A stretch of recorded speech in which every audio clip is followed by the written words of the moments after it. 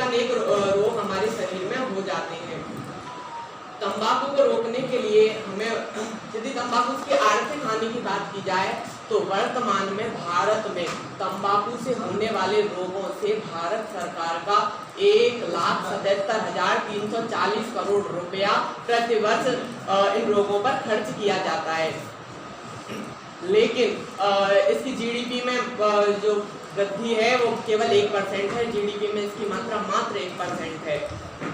तंबाकू का यदि कोरोना से संबंध जांचें तो अभी हाल ही में आए एक वैज्ञानिक सर्वे में यह सामने आया कि कोविड-19 ने तंबाकू सेवन करने वाले लोगों पर अधिक घातक असर किया है, जिससे जो तंबाकू का सेवन करने वाले लोग हैं उनकी अधिक मृत्यु हुई है। WHO की रिपोर्ट के अनुसार भारत में प्रतिवर्ष 10 लाख लोग तंबाकू की वजह से मृत्यु से साक्षात्कार कर रहे हैं। यदि वैश्विक स्तर की बात की जाए तो वहाँ पे यह सामने आया कि प्रतिवर्ष 60 लाख लोग तंबाकू के उपयोग के कारण मृत्यु से साक्षात्कार कर रहे हैं। तंबाकू जो है हमारे लिए बहुत ही हानिकारक है। तंबाकू का सेवन करना ही प्रत्यक्ष रूप से नहीं, अप्रत्यक्ष रूप से भी हमें हानिकारक है। तंबाकू का अप्रत्यक्ष सेवन में तंबाकू जो सिगरेट स्मोक वाला स्मोक होता है उसमें कार्बन मोनोऑक्साइड पाया जाता है, जो हमारे रक्त की लाल रुधिर कणिकाओं को नष्ट करके ऑक्सीजन परिवहन की जो क्षमता है उसको पूरी तरह से नष्ट कर देता है। अतः हमें इन कारणों से तंबाकू का उपयोग नहीं करना चाहिए। लेकिन अब हम इन्हें बंद करने की बात करें तो हम ये कह सकते हैं कि किसी भी कार्य को करने के लिए हमें 2 स्तर होने ही चाहिए, जिनमें पहला स्तर होता है व्यक्तिगत स्तर और दूसरा स्तर होता है सरकारी स्तर।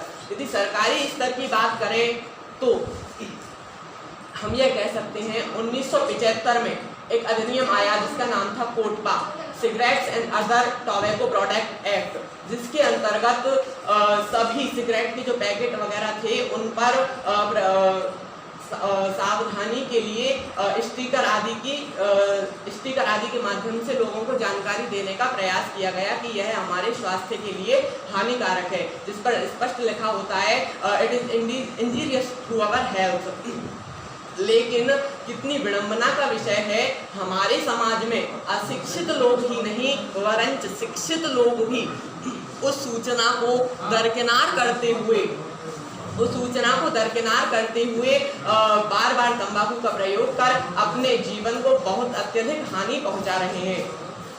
इसके बाद एक अधिनियम आया जिसका नाम था कोटपा के अधिनियम में 2003 में भी संशोधन भी किया गया, जिसके अंतर्गत किसी भी संस्थान या शिक्षण संस्थान से 100 मीटर के दायरे में कोई भी तंबाकू का प्रयोग नहीं करेगा। इसके अलावा आगे 2008 में एक अधिनियम आया जिसका नाम था सार्वजनिक स्थान पर तंबाकू निषेध अधिनियम 2008, जिसके अंतर्गत किसी भी सार्वजनिक स्थान पर कोई भी व्यक्ति तंबाकू का उपयोग नहीं करेगा, यह पूर्णतः प्रतिबंध कर दिया गया और इसमें जुर्माना भी लगाया गया। इससे पहले 2007 में तंबाकू नियंत्रण सेल भी आयोजित की गई थी, लेकिन वर्तमान में ई सिगरेट्स निषेध अध्यादेश 2019 में आया, जिसके अंतर्गत ई सिगरेट्स के विनिमय, वितरण, व्यापार, वृद्धि आदि सब पर पूर्णतः प्रतिबंध लगा दिया गया था, जो कि बहुत ही उचित है। लेकिन हमारे सरकार के द्वारा केवल अधिनियम मात्र ही पारित नहीं किए जा रहे, इनके अलावा अन्य योजनाएं भी चलाई जा रही हैं, जैसे नेशनल टोबैको आउटलाइन सर्विसेज के माध्यम से हमें मोबाइल टेलीफोन के द्वारा यह बताया जाता है कि हमें तंबाकू कैसे छोड़नी चाहिए। विभिन्न चिकित्सकों की सलाह दी जाती है।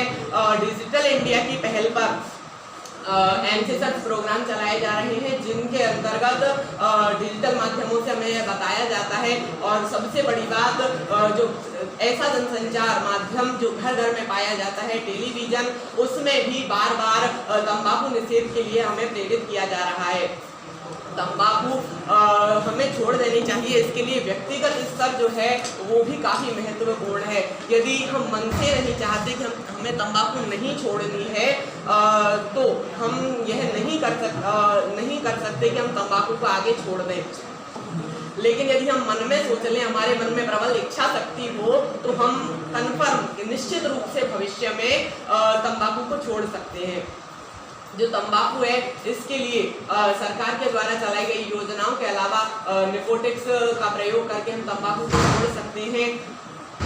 ये जो तंबाकू है हमारे लिए बहुत ही हानिकारक है, लेकिन हाल ही में टोबैको ग्लोबल यूथ टोबैको सर्वे में यह सामने आया कि कोई व्यक्ति यदि 21 वर्ष तक तंबाकू का सेवन नहीं करता है तो भविष्य में उसकी यह संभावना रहती है कि 99% तक वो कभी तंबाकू का सेवन नहीं करेगा।